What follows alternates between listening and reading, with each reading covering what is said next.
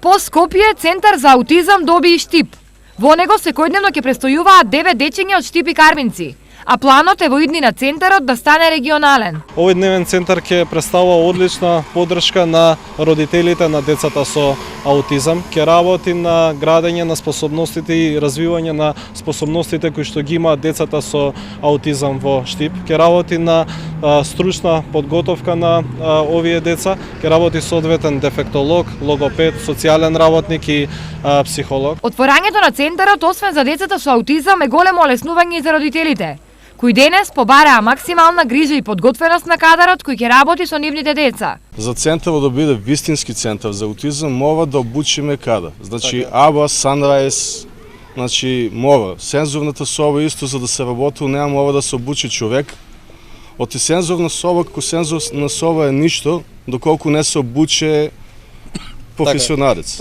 Згрижувањето на лицата со посебни потреби е приоритет и на Министерството и на општината.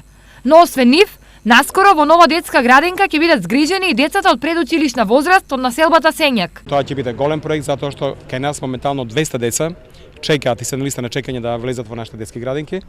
И мислам дека со изградбата на детската градинка во населбата Сењак, каде имаме веќе донесено ДУП, каде имаме маркици локација, заедно со поддршка на Министерството за труд и социјална политика, идната година ќе биде реалност и на 100 семејства ќе го решиме тој проблем.